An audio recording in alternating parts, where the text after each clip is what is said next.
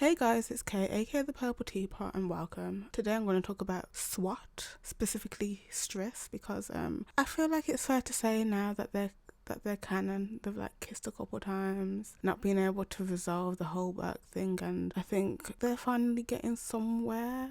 Well, they got somewhere last night. So yeah, if there's one thing I love, it's a slow burn that is well written, well performed, and just wow everything, to be honest. That ending was the perfect ending to an episode. After all of the endings that they've had, specifically last week's one where everybody was crying and throwing up because of it was basically a breakup. It was nice to see them end on a good note. I was kind of expecting him to forgive her. I was not expecting them to take it to the bedroom. Alexa, play Silk Meeting in My Bedroom. I didn't find anything called living room that can play music. Alexa, stop. Oh my days. Let's talk about this episode. Everything in this episode was great. The crime storyline was great. Poor kid, for real. That was proper sad. And the whole thing with Tan, somebody give Tan a baby, and by somebody I mean Bonnie. Come on now. I bet she's pregnant, and that's going to be one of the revelations in next episode, maybe. One thing I do want to point out is how great the cinematography and directing was, because those shots were really well done. I love the cinematography on this show. It's just so good, because Sony created it, and I feel like the director has more creative freedom to do really cool things, which is really cool. Yeah, I just want to shout out to the crew of that show, because they're amazing, as well as the actors, of course, and the writers. Well, this show, I've been saying since I started watching in July. I'm a newbie to this show, but I've watched. Don't ask me how many times I've rewatched it. It's probably unhealthy.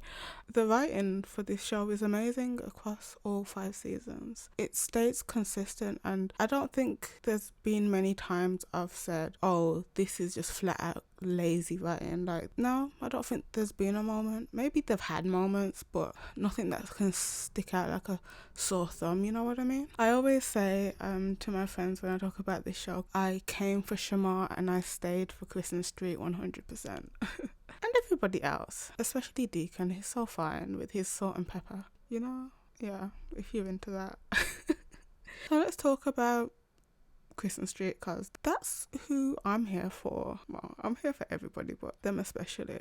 I loved all the interactions that they had after last week's episode and their fight. It was nice to see her still getting the cold shoulder, because in other shows that I watch, that continuity is scarce. I think it was great that he kind of still gave her the cold shoulder, because I think it was that and the conversation with Luca, as much as she hated it, that pushed her to where they got in the end of this episode. She's a super logical person, except for last week, because Street, when he said I don't understand, I did not understand what she was saying when she was it was too late. Really? Yeah, I don't think anybody did. I don't even think she understood herself. Yeah, she's super logical, except for that moment. She said that she quit S.W.A.T for herself, and rightly so. I would also like to add that her relationship with Street would also be for herself too. I was going to make a video last week, but I didn't have time. I feel like she doesn't think that she is worthy of anyone's love. With all the trauma from her mom to her assaults to her previous relationships, that whole thing with Ty and Kira, and then watching her best friend die, I think stuff like that just made her just want to cocoon away and just protect herself. As Luca said, she wasn't really protecting herself, because she would end up being her in the long run. And I think that even though it was a week, that she felt that week, and I don't think she wanted to feel that ever again. And I'd like to say everybody is deserving of love, except for Martin's husband in New Amsterdam. If you know, you know. That's my inside joke.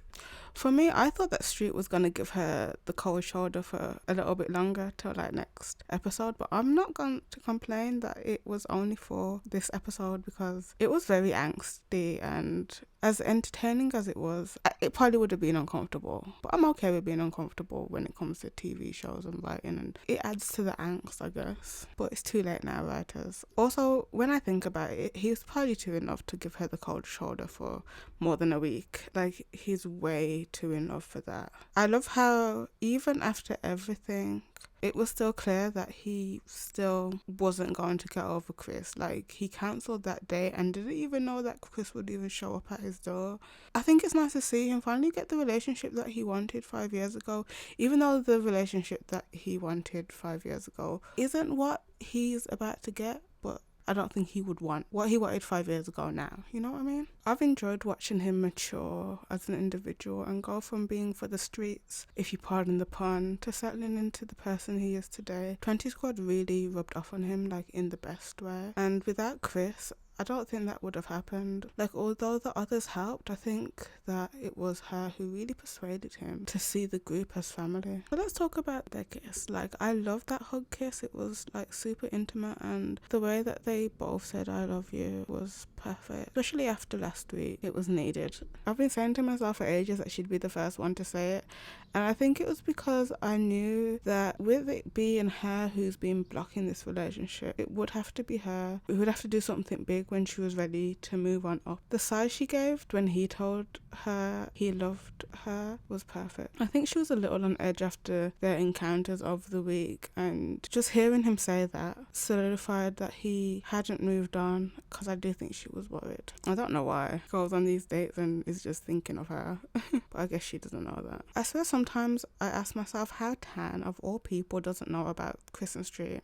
Like, I think Hondo knows, and he's minding his business because, like, he knows what it's like to date a colleague, and because he's their boss, as soon as he knows, it would be a thing. But obviously she's leaving S.W.A.T now, so yeah. Anyways, that scene was perfect. Also, I'd like to add, you know, that song, part of the song was like a parallel to last week's episode, which I thought was so cool, when she said it's just the truth, and in the song it says it's the truth. And yeah, perfection, absolute perfection, mise en scène.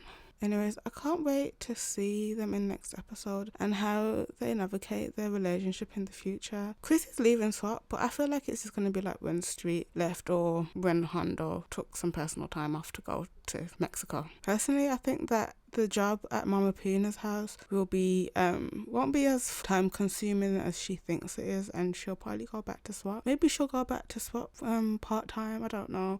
Maybe Deacon finally gets his own squad and Chris joins him. Question, do you guys think that she'll be staying at Mama Pina's house? Because if she does, that means that she and Street will be neighbours, which will be cool. Also, tell me your thoughts in the comments, what you think of Street and Chris getting out of their weird friend zone. For watching, don't forget to like, share and subscribe, and see you next time. Bye.